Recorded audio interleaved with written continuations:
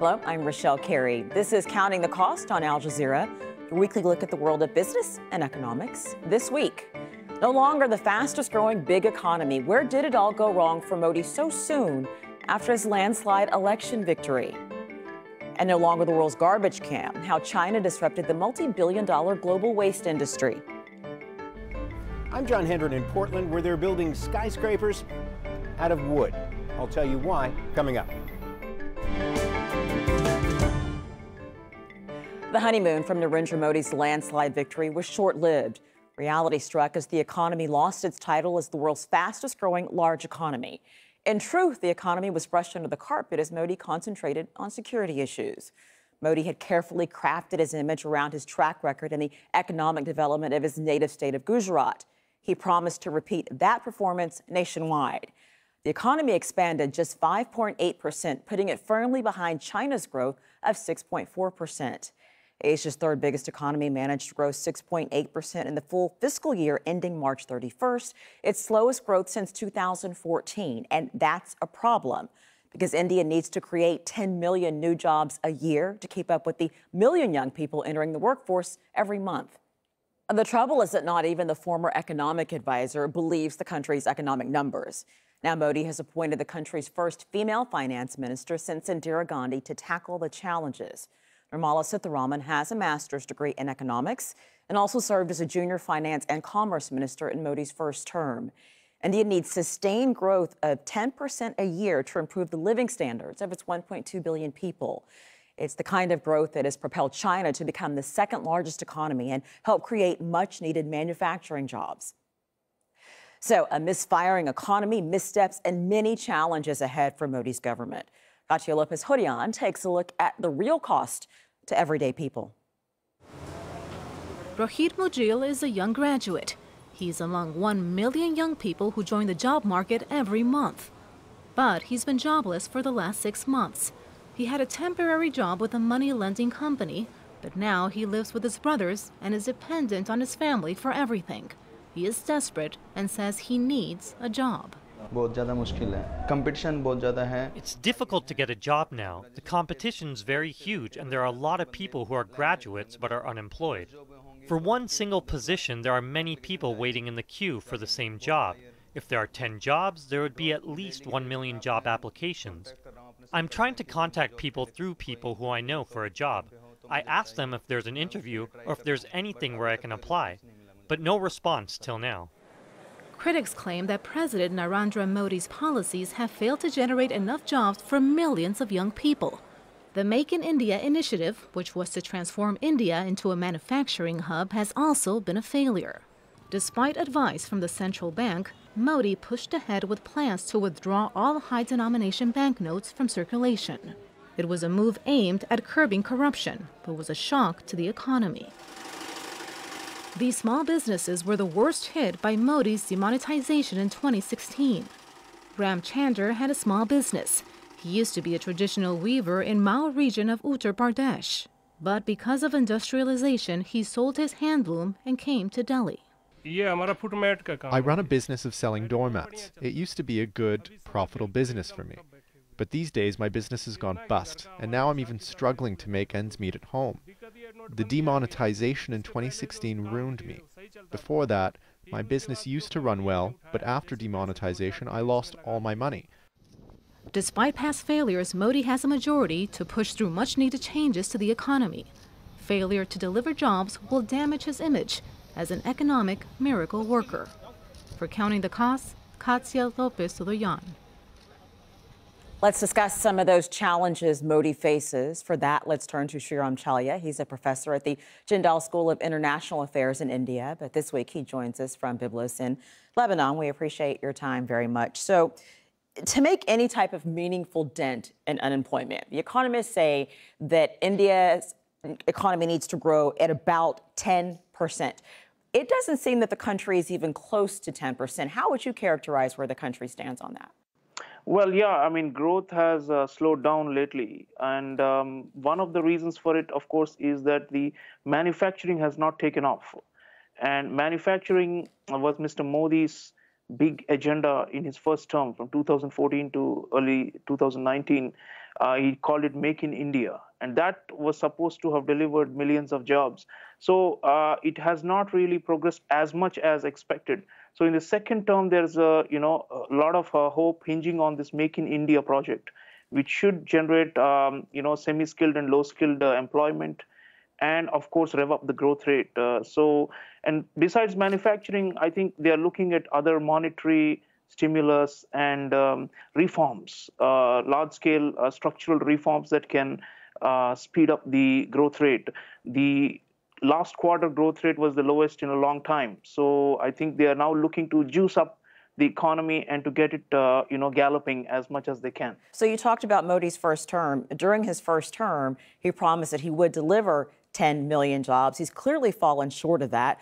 Do you think that this second term for some people is about giving him more time, or is it that people don't understand the sense of urgency about getting those numbers up? No, I think, there is always, a demographic bulge in India, and it's still very young, and a lot of people coming into the labor market and not having the skills and finding the appropriate, job opportunities. So yes, the onus is on the government, and Mr. Modi knows it. People voted for him this time overwhelmingly in the hope, the positive expectation that things will only get better. And in that sense, there is a huge responsibility on his shoulders. And he has now named a new finance minister, Nirmala Sitharaman, who's quite capable.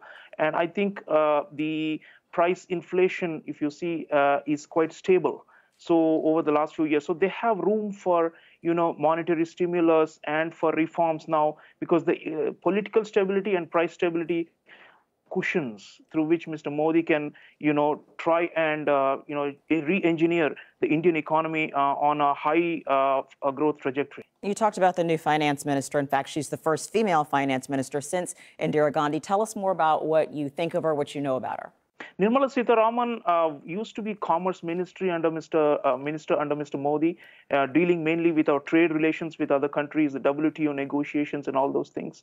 And she has a background in economics, so I think that will help really. She's also worked for international consultancies. She understands the financial markets very well. And of course, she has good relations with the Indian business houses and the national local capitalists. So I think she will be looking at, balancing all these interests, and also, of course, the farming and the working class always are important for political reasons for Mr. Modi and Ms. Sitharaman. So overall, I think she's a good pick, and she makes some tough choices, and she stands by them. So she's in fact the first full-time female finance minister. Indira Gandhi, was both prime minister and simultaneously finance minister. But Nirmala is, in that sense, a history maker, and we expect in policies some historic changes, including bold reforms to land and labor regulations, which will really, really take us to the next level in terms of growth and employment generation. So India has cut the interest rate to its lowest level in 9 years. How do you think that might stimulate the economy?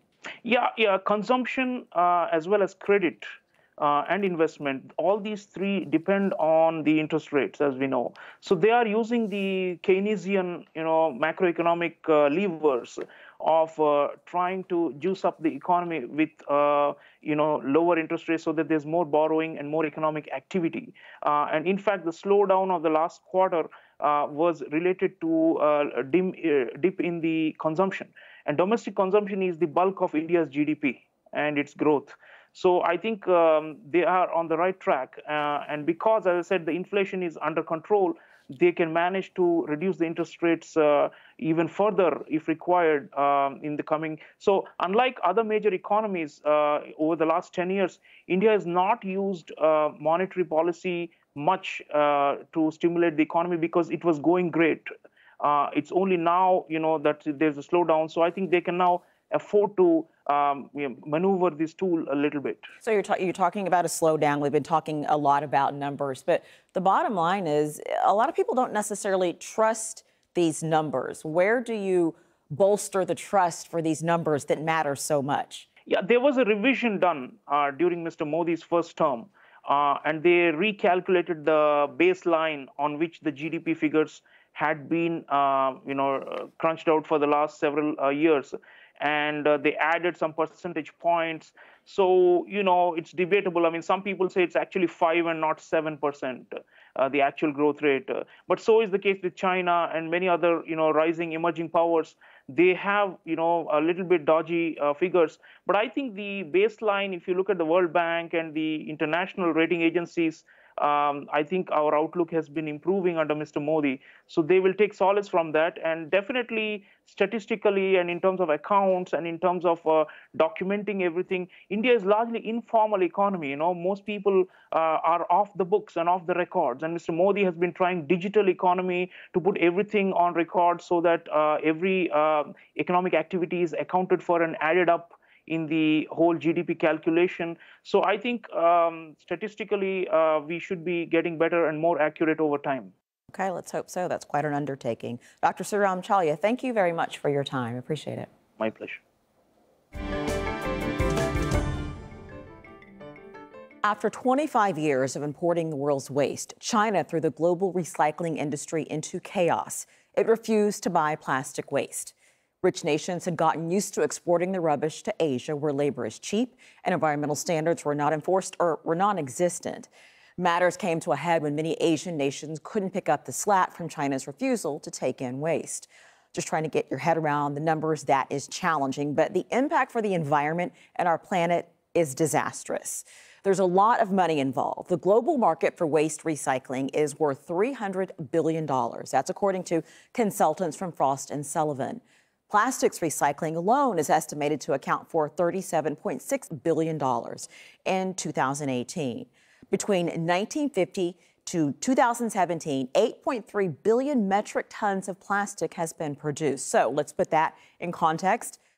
That's equivalent of 25,000 Empire State Buildings, or that's enough to cover the entire country of Argentina. Where still 3/4 of all plastic produced is now in landfills or in the ocean. Only 9% gets recycled and 12% is incinerated. Over 25 years, China imported 106 million metric tons, or 45% of all plastic waste. Now, China will only buy plastic waste that is 99.9% pure. In other words, recyclable. Exporters, mostly from rich nations, scramble to find new markets. Such was the scale of China's imports. Countries like Malaysia, Indonesia, Thailand, and Vietnam were soon swamped and unable to cope.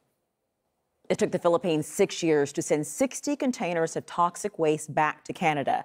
More than 100 containers, or about 2,500 tons of waste, were shipped here from Canada in 2013 and 2014. The containers had been mislabeled as recyclable rubbish. Impoverished communities like this one in downtown Manila are the ones who suffer the most from the disposal of hazardous waste.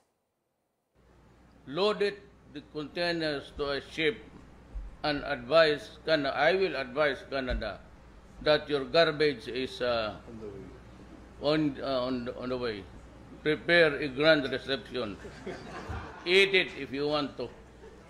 The Malaysian government also says it will send back some 300 metric tons of non-recyclable plastic waste to countries like Canada, Australia, and the U.S. It is grossly unfair for rich countries to send their waste to poor countries simply because the poor countries have no choice. Maybe it contributes a little to their economy. Joining me now via Skype from Perth in Western Australia is Jane Brimmer. Jane is the Zero Waste Coordinator for the National Toxics Network of Australia. Appreciate your time very much. So, recycling, it is big business. Not so much for developing nations, though. It doesn't really add a lot of value to them. Is there any way to quantify what the costs are to some of those countries, the health costs, the environmental costs? Is there a way to quantify that? Well, to be honest, I don't know if there is a way to quantify that, because the impacts of the dirty recycling materials that are going to the Asia-Pacific region are causing profound public health and environmental impacts. And I'm not aware that you can put a price on that, because the impacts are intergenerational, they're global. And they impact First Nations people disproportionately. I'm not sure how you quantify that, but I think there is international consensus that plastics recycling particularly is a major global issue, and that's why international conventions like the Basel Convention are stepping up to address the issue. So the Asian nations that you're referencing that are being negatively impacted by this, is it capitalism? Is it greed? Is it inequality? What is it? Industry for a long time, particularly the plastics packaging industry and the plastics production industry, which are inherently tied to the fossil fuel and petrochemical industries. Currently, industry externalises all of those costs. They sell their products, and once the product is sold, that's the end of their responsibility. And yet we know that corporate model of business is leaving a globally disastrous plastic pollution problem and waste management problem that is particularly disproportionately affecting the Asia-Pacific region. So when you talk about this being a global issue and having a global impact, is there any, I don't know, the G20, is there some global organization that is willing to address this, that has shown any interest in addressing this, to have some sort of agreement, some sort of accountability for these things? The G20 is more of a political mechanism. It's not legally binding, whereas international conventions like the Stockholm and Basel Conventions are legally binding. Just recently, we've seen the Basel Convention address the issue of transboundary shipment. We've all read recently about the US, Australian and Canadian export of contaminated waste to countries like Philippines, Indonesia and Malaysia. And it's not as if the global north countries haven't known that this is coming. They certainly have. China's given plenty of warning. So, Jane, when it comes to these single-use plastics, there are some companies that are making an effort to do away with it, but a lot of the larger companies just have not been able to replace plastic with bioplastics. At some point, does it just come down to either we're going to use plastic or all the plastic has to go? No, not at all. The plastic waste disaster is a symptom of a failed waste management system globally, and the inequities that exist globally that exploit Asia-Pacific countries particularly. So the solution to the plastic waste problem is really to require a much deeper or holistic cross-sector approach to improving waste management across the world, and many countries are stepping up and doing that. But we have to look at why and how we've come to this situation, and we can't really address adequately the issue of plastic pollution and the problems it's creating if we don't address the failure of waste management and the linear materials production system that's driving the generation of waste. So it's this linear economy that is using finite raw materials, producing products, and then disposing of them either to landfill or worse, to incinerators. At the moment, a lot of the contaminated waste is leaking into the Asia-Pacific country because we don't have strong global laws to prevent that, although the Basel Convention is trying to address that. We need to address the dinosaur in the room, which is our linear materials production process. It's unsustainable, and we need to move to more sustainable waste management systems. Jane Brimmer, thank you very much. Thank you very much. Now, Norway's $1 trillion sovereign wealth fund has decided to sell its stakes in 150 oil and gas companies and pour more money into green ventures. That's a trend that car makers are following as they turn to electric power. The shipping industry, which moves 90% of world trade, is keen to reduce its greenhouse emissions. Its carbon footprint is the same as Germany. Nick Clark went to Ulsteinvik, Norway, where one cruise company is setting a green example. The Kleven Yard's on the west coast of Norway, where there's been a long, rich history of shipbuilding. But this is something different. Two ships, the Roald Amundsen and the Fridtjof Nansen, are nearing completion, and they're a step into the future. Both these vessels are state-of-the-art expedition ships that will take paying passengers to remote parts of the world, powered partly by battery. Putting a new expedition ship together is a complex process, as you might imagine, involving welders, carpenters and plumbers.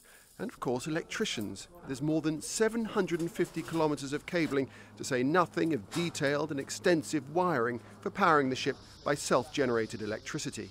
The batteries aren't in place yet, so what's going to be put in place here, and what will we see? This rack here can fit 20 battery cells. It will be about 1,000 volt for each cell or each rack here. With these racks which we have behind us now, we can reduce to 20% of the fuel consumption of the ship. The vessel's thrust will come from a combination of diesel and battery power. The batteries themselves will be constantly charged by the ship's engines as they run.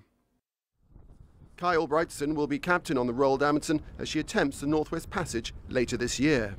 It's really important because we are going to remote areas, vulnerable areas, and to be able to do no free footprints, but the footprints that we will give is only the green footprints.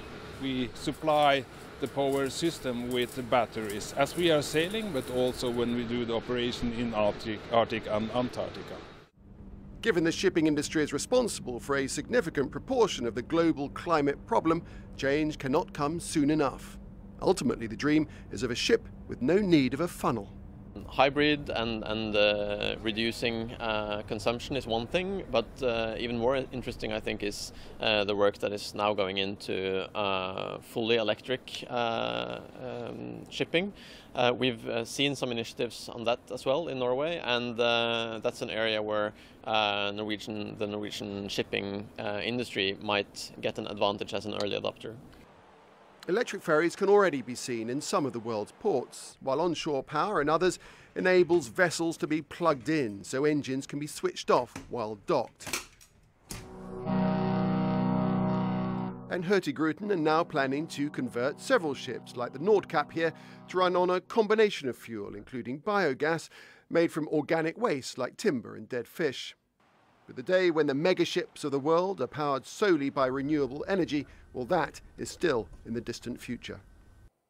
Gleaming glass, soaring steel, and concrete columns. Those are the usual things that come to mind when you think of skyscrapers. But in the future, the world's great cities may have some skylines built of a different material, wood. John Hendren reports. If a new generation of rogue architects has their way, the era of the concrete and steel skyscraper might be over. The future, they say, lies in a millennia-old building material, wood. The challenge is actually, believe it or not structural. It's more of a psychological barriers of getting over that we're working on. The new buildings are made with cross-laminated timber, stronger because the layers of wood are stacked in opposite directions. The technology has been used for years in Europe. Wooden buildings like the airy 80-story River Beach project in Chicago might just be a blueprint for a new era in architecture. The reason this is kind of exploding right now is because it's an engineered wood technology that uses small diameter trees, but are combined to make massive panels. Wooden buildings go up faster and cheaper. A concrete floor takes at least 2 weeks to dry for each story. Timber weighs 80% less than concrete, so it takes fewer trucks to deliver the wood, which is cut in the factory and snaps together with not a saw on site. But there's another, more pressing reason to use wood. Timber buildings are greener. Both ice caps are melting and the storms are getting worse. We all have to step forward and do what we can, and in my profession, what I can do is change my material choice for what I'm going to build with, and build with something that's more socially and environmentally responsible. The manufacture of concrete and steel emits planet-warming carbon dioxide. Wood absorbs carbon, actually cleaning the air. I fell in love with the building. I love the windows, the views. At 29 meters, this is the tallest cross-laminated timber building in the United States. But the architect who designed it is already designing another one at 137 meters. And he says with these materials, the sky's the limit. The growing industry faces two nagging questions. Is it deforesting the planet? They say by using smaller trees from certified renewable forests, their wood supply is sustainable. And what about fire? Architects say wooden buildings can be as fire safe as any other, as treated mass timber chars rather than burns. The biggest open question is whether builders and consumers will buy into the idea of living in a wooden building towering into the sky. And that is our show for this week. Please do get in touch with us. You can tweet me. It's @RochelleCarey. Also use the hashtag AJCTC when you do. You can also drop us an email, countingthecost@aljazeera.net. There's our address right there. There is more for you online as well at aljazeera.com/CTC. It'll take you to our news page. There's individual reports, links, and entire episodes that you can catch up on. That is it for this edition of Counting the Cost. I'm Rochelle Carey from the whole team. Thanks for joining us. The news on Al Jazeera is next.